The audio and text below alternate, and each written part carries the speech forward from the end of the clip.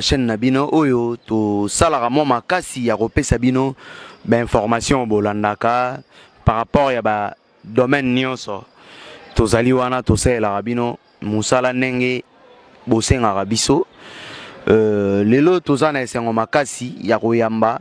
mama Sifa Sylvie oyo azabongo copine ya papa Alexis Tambwe Mwamba mikoleleke ebele lelo abengi biso toyebita bengeli biso nini alobi makambo kolobeze ebele nde tokoluka toyoka ye toyeba nini aza nango ya koloba. Mama Sylvie mbote na yo. Mbote apa lelo obengi biso mikoleleke ebele ozaki na besoin loba nini oza nango ya koloba pona mokolo ya lelo te napesi ka bana mboka nyonso balandanga na baiti bikolanda nga na ba TV bayebi dossier na zala nango mais nalingi na leka mwa moke pona kolakisa mwa mikolo tozo nazoyoka mate tokutana pete bazoyoka nga te mais nde yangwana na bilelo na leka quand même bayoka o naza nango tosolola quand même bayoka nga penza. D'accord, bayoka yo penza. Dossier évolué na niveau de justice to évolué té tous en a besoin to yeba parce que tous en état de droit dossier évolué té dossier et comment iti na niveau ya cour de cassation et comité niveau ya cour de cassation avocat général nanga azali ti procureur général ya cour de cassation ameki ko benga pe Tambwe Mwamba basola nae ye alobaki ke ngai na na vanda kimia azo lukelanga mwa esika na kombo ya mwana nanga ezala penza na vanda kimia esika yanga moko procureur abi olobi malamu yango tata mo papa penza oya kimia alinga mobulu kote mwasi te to sepeli na malobolobaki. Siko à peu près 3 jours toye komona ka mutu wakati si braza mati avion ake poto yango tikali lisusu si mingi na motema nga penza na bebe nazoyeba te dossier o na osuka nango ndenge nini ye wana aza na poto ndenge ake poto aozonga Kinshasa ou bien aokende libela na ebite yango nalingi na lobela penza bana mboka bayebaki nazala na kati ya mikakatanu nazala na kati ya kovanda kama mawa mingi na bebe bisika naza penza mais état de droit eza na mboka na biso epa nanga nazomona kaka lokola état de droit eza te eza susi mingi na baninga basi balobaki biso nde tolobela basi biso nde totala makambo ya bana mais na problème o ezo telemenanga comment ezo solution te tisiko tala mutu lokola papa wana babengie alobi pe makambo ya malamu abina obana okipe mwana na osombe sika na kombo ya mwana vanda pe kimia mais après 2 jours mutu aye komata avion ake poto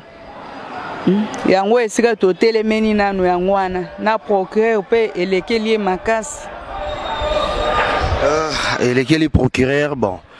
toyebike papa Alexis Tambwe azalaki na problème na justice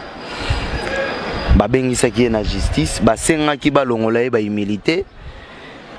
na ebité soko zalaka na mboka o to zalaka te oyoka ki yango to oyoka ki yango te ba manœuvre wana nyonso parce que makamna ina matata ponyo po balongola ba humilité ezaki au même moment. Sikoyo nanenga voyager bozo solola to bozo solola te batu bazana besoin ba yeba ba promesse o apesaki na justice est-ce que bosala ki mwa mukanda moko ezola kisake akosombelo esika to akosala eloko mo pona mwana to bosala ki mukanda te alobaki kana munako parce que balobi maloba ekendaka makomi etikalaka kasi alobaki azosola omoni procureur général na avocat général bango moko babi basola ki nae abina vanda kimia azoluka mwa esika komo ezala na kombo ya mwana pona ke kimia ekota ezala lisu mutungisi te nazala lisu likolo te navanda kimia siko après 2 jours ye wana ki siko bango pe babi ndenge aki totala nanu soki akozonga me bamakambo ake asalaki bo atourne mbongo tout ça wana babiloko wana nga namonaka yango eza baje penza po biso bakongole bamone na biso makasi koma mutu atourne likambo akotourne eza ya lelo te eza likambo penza ya kala baza kaka tourne asali bo biju ngo ya lobi bo me koma bozozanga kolongola oui bozozanga kolongola bango esali biju ngo ya zuwa te mpona mobali na yo ngana te ebana oloba makutu ye aza na sena ombongo ko ota esali bo esali me bazozanga kolongole humilité mpona kokanga ti mutu wana matavion akende po tomoni ke lobiki akei na ndenge ya Brazzaville ba toyebi te justice na biso baservice ya renseignement mpe toyebi te est-ce que bainterdisaki tokondane kaka bango te est-ce que bainterdisaki papa Alexis abima to bainterdisaki ye te so bainterdisaki ye te akobima na ye sans problème akoya kaka me ye ndenge aza wana lopango ne ezalaka na gave lopango ne ezalaka na gave okokota mpe okuti na ndako na se wana gave wana ezala lokola ndako mutu mosusu akokotaka kuna biboloba na voyage na ba 1 heure 2 heures abimi moyen mpe boyo tokoyeba te bantu wana baza bantu moko ya makambo ebele toyeba te biso toyebi te mokolo nini Congo ekoevolue Congo ekofongola misu mokolo nini biso na Congo eza pasi mingi na mboka oyo eza pasi mingi na mboka oyo ndenge ozoloba mais tozonga non na makambo ye alobaki na nzela ya procureur parce que na tuni yo akomaki mokanda to alobaki ne kaka maloba boye te pas procureur alobaki ke dans 2 semaines nazosisa problème ya mwana mwasi yo après 3 jours toyekoyoka o avoyage nde esika totelemeni wana penza me namoni procureur na biso penza likambo na ngai epesaki esusi makasi alandelaki yango penza na ndenge age te penza mais ye kaka nde mutu toyekoyoka o aza na Belgique yango totelemaki aza na Belgique peut-être na nde tozosala no émission boye akozwa occasion ya Hollanda aza mutu makambo eza ye mpe ebele peut-être abosanaki makambo devoir na ye na oyo alakaki mwana nini oyi koloba na ye sikoyo exaucer movudi sala en sorte que ozwela biso ye à s'adresser sikoyo na papa Alexis et permettre que message ekoma siko ngai na okomisa message kuna ti ekomele kuna ndeni ye moko alobaki ye moko penza alobaki ke nazotia kimia na dossier na ye nalukele mwa esika ezala mwa mukanda moko ezala na compte ya mwana siko ndenga akei na ebite so akimi makambo ne ya politique o ya bambongo tourne o atuna kiso nini na ebite mais na problème na ngandenga alakaki moyen na landela eti kuna ezate poto eza munene na okoma ti kuna ndeni nzambe moko ayebi moyen na juger to banda kolanda eti kuna ezate po dossier eza déjà na justice ya wana cour de cassation siko ndenga ke poto yango totalele kaka nzambe moko so asimbi motema na ye procureur azoloba nini parce que olobi alobaki na miso ya procureur alakaki na miso ya procureur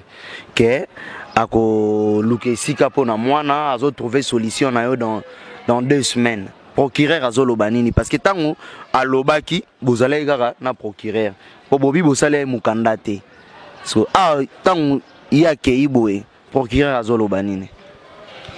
procureur pe ayekoyoka kaka ndenge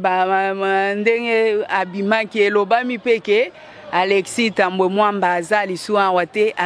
aza na Belgique ye pe tango alandaki yango na ba réseaux sociaux après abengi nga abi yoka mutu na yo ye wana komi lisu na poto si c'est comme ça yo vandaka kimia ozwi mwa mai omeli nini omeli so nzamba asungi asimbi motema na ye totala nanu yango moni na vandi kaka ya koloba mingi eza te napesaka bandeko balananga na problème oyo ezotungisanga ntongo pokwa nazopesa bango mbote mboka na biso tozozanga kimia penza ndenge nga naza en tant que mwana mboka nazosouffrir me bato balobaka etoteleme na makambo ya basi biso nde tolobela bana bazomona combien de fois nazoleka kaka na député walandela mambo ya bana basi comment elle sunani Christelle bosani non na ye Christelle Vwanga, est-ce que beaucoup tanaki? Christelle Vwanga natikali kokutana na ye te lukuta eza mabe natikali kokutana na Christelle Vwanga te. Nazo pesa yo numéro na ye après mission luko benga ye nanu o intéressé o me rappelle ko expliquer marambo oyo zanango na ndenge papa Alexia lakaki yo na mi soit procureur peut-être am sous solution ko ou te pa na ye a pe ko benga papa Alexis et si kazali solution ko ou te pa na ye sikonga na okene oluka Christelle Vwanga nga problème na nga etambola monde entier problème na nga toloba ndenge etambola penza etambola partout na ye pe azwa kango koma tango azwa kango il faut abenga nga naza sur Christelle Vwanga azwa ka dossier on a besoin de solution yo benga ye nanu nga na lobi na opeso numéro o benga ye yo on a besoin de solution po esi ko zo vana na mwana mususu elongo banité par rapport à vana na mwana exaucer mon vous disait la personne en mwana oyo une très jolie fille donc mwana papa Alexis kuna pena madame na ya tika o menacer yo madame a menacer ngande ninga bisika na vanda ka yebite l'autre fois dans sa émission le ba ya tinda ki batu ba enlever ki on a enlever papa Frank Dion on intervenant ki wana ezaki nde tokutana na nzela me bisika na vanda mwasi ne ayeba te amona pe mwana oyo asa amona amona pe mwana eza vraiment pasi tant na zolo ba pasi wana na loba onte sui na ndeni na loba pasi par rapport ya romona mwana boye aza mwana ya cadre mo ya munene ya mboka oyo parcours na ye boye bien on aza muta représenter te mais regarde la façon dont sa fille azo vivre vie un peu moins passé. Donc papa Alexis, si vous aurez la possibilité de nous suivre, veuillez vraiment réagir par rapport à la situation de votre fille. Moi, tu éviter l'obito après lobby, peut-être elle pourra devenir Alexis à moi si va bien en Alexis à moi si va bien en peut-être à cause de Alexis il y a lobby na ba institution mboka na biso ou soit à occuper fonction moko ya munene na mboka au réagir moi nazo vivre na ba condition moko eza ya bien te maman Sylvie batu bazolanda yo batu bayebi dossier na yo bio tambola monde entier niveau ekomaki pe na cassation ou tolo bango tout à l'heure mais sikoyo nazo senga na yo o mega ko expliquer bato clairement ba comprendre elo nini obengela ki biso message nini ozali nango ya kopesa malgré si o lobi yango mega ko loba ngo na ndenge moko bato ba comprendre ngo pena malamu message na pesi bandeko nanga o balanda nga na mikili ya poto balanda nga nazali kana souci ya problème ekomelanga olingani na mobali depuis 2014 ti lelo 6 ans kokoma wana Kinshasa nazozanga kimia epa mwasi na ye tango nazozanga kimia epa mwasi na ye ti ko continuer ba problème lelo dossier elingi koma epa lelo dossier elingi koma penza na cour de cassation pour mon procureur général ameka tonton t'appelle kopesa onyaso papa Alexis so somele mon tablette alinga la téléphone na yote continue na koloba. Merci beaucoup bande robalandi moi na déranger biso moi muke yona bande koloba papa Alexis so ka somele moi na ta tablette moi na linga déranger biso te amsu alinga za la côté azo sakana na tablette na ye so ko somele moi na ba jouer les devoirs des parents envers les enfants. Regardez-nous, moi na kitoko boé. Aza privé na papa na ye, aza privé na ba besoin au papa ko sala na mwana. Allez-y comprendre. Bino bat bolanda biso, bomeka ko sunga biso. Soko yebani na ndeko Alexis Tambwe.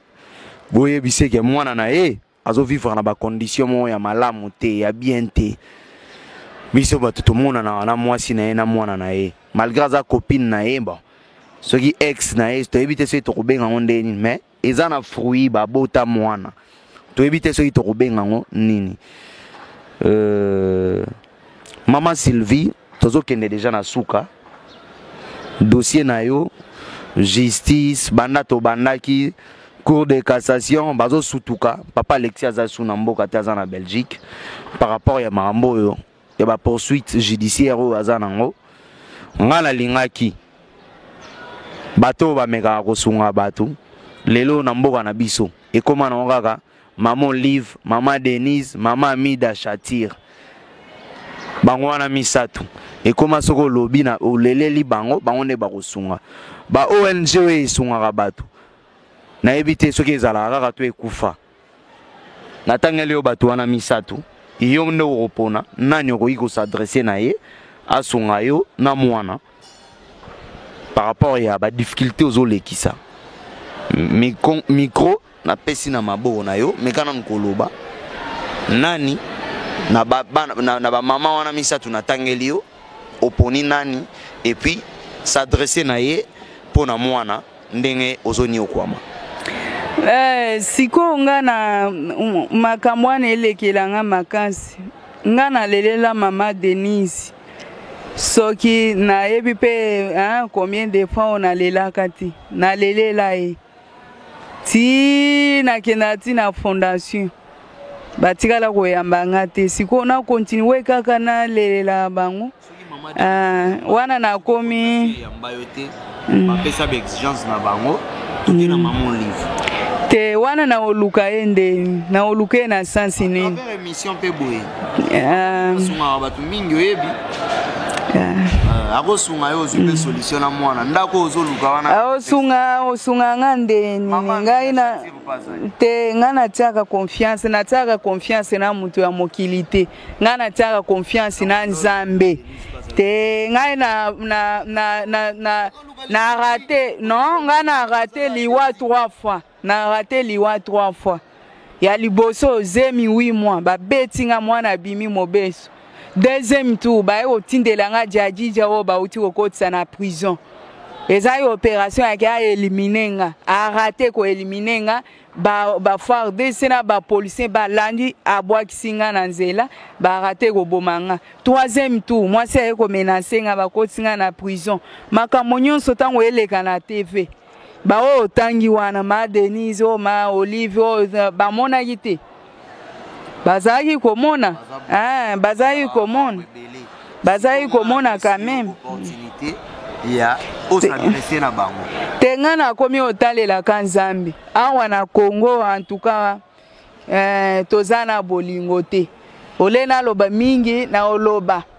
simeno to banda mais na siko na oloba te nga na côté na na atalela ka Nzambe na apesa ba diaspora na biso na poto balobela Congo na pesi bango mbote na pesi bandeko na nga ya bonne volonté o balanda émission na nga na pesi bino mbote numéro na nga eza na WhatsApp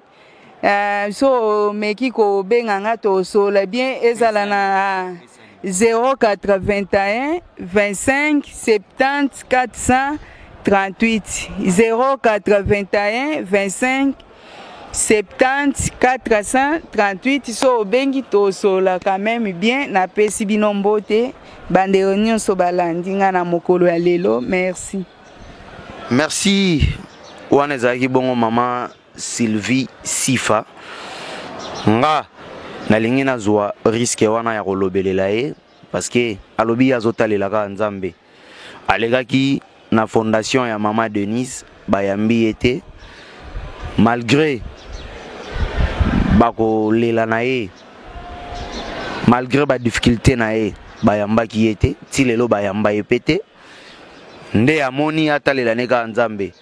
Papa Alexis na cour de cassation alobaki azo trouver solution dans 2 semaines mais lelo yo a se retrouver na mikili ya bapaya toyebi te a retrouver solution ou pas.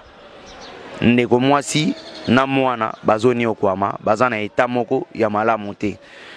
Bino bato bolandaka biso boza na mikili ya libanda apesi numéro na ye bobenga ye ne fiske na place ke bokenda koluka fondation ye bokenda koluka so nini ne fiske mwana oyo ya mukeo aza na posa ya miliki aza na posa ya sukali aza na posa ya biloko ba mike mike entre autres biloko na bomba lata kana babenga ngoni ba pampers bosunga ndeko mwasi azongi lisusu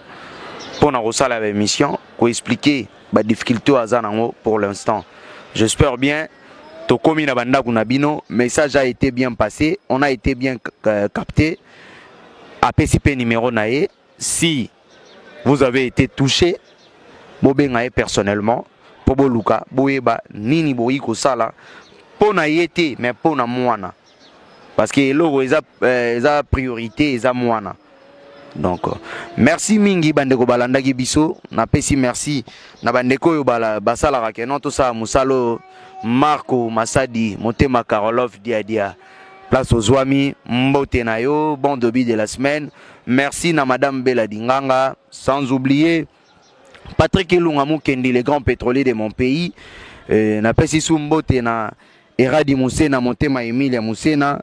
na pesi sumbote na Elvis Gobo Zaboussou, mon cher ami, sans oublier Olivier Moukania, na Pesio Mbote, mon cher. Bandeko Nyonso Balanarabiso, à travers savoir-faire Nabiso. Moi, Mouketo Salaka, na Pesi, maman ML Mbote, place Azali, na Ebike, tout à l'heure à Bozo Yambangaï, na papa, et ça a vraiment plaisir, Makasi.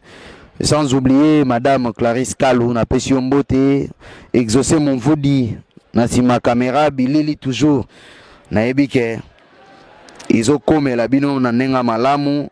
mbote na Junior Ramazani Mokuna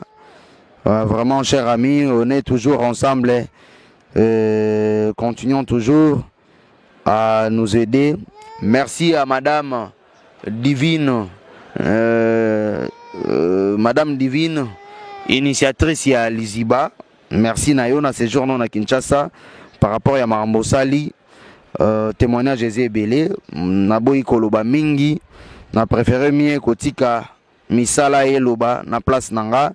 bino batu boza na ba fondation, bo consulter madame Rit Ndina,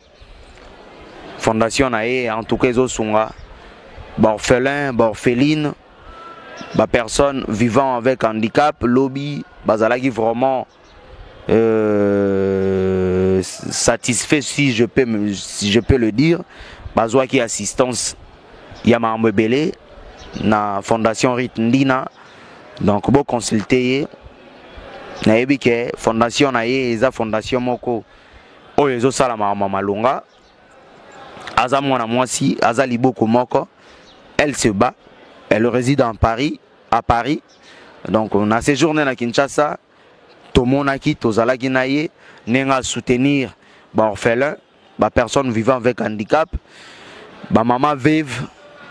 tomoni nenga soutenir bango bino peso ibo soutenir ye et ozalamo malamu maman Sylvie tokomi na suka un dernier mot poto kabona nayo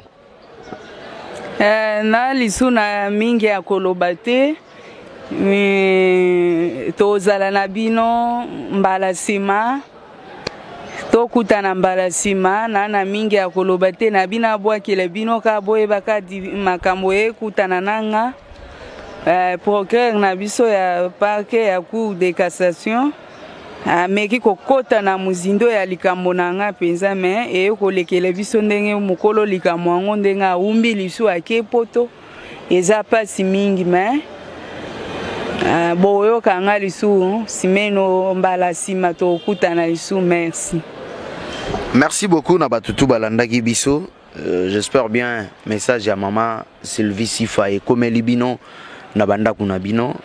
Soki oza na motema oyo makambo alobi esimbi bino bomeka mpe kosunga botala mwana ndenge azokola mwana awutaki prison na mama na ye yeyo mikolo ezokende mwana pa azopusa na malembe. Tout est bien qui finit bien. Nous sommes arrivés à la fin de notre interview avec Madame Sylvie Sifa, qui est la copine de Papa Alexis Tambwe Mwamba. Vous avez vraiment compris que na niveau ya cour de cassation, Papa Alexis alakaki lupango ndaku pona pesa bango, mais na ba dossier o azui ya justice et sali que papa s'est retrouvé na mboka bapaya. Bino batu bozolanda biso, bo rappeler Papa Alexis mwana azozela esika kovanda aza na esika kovanda te tokutani mbala sima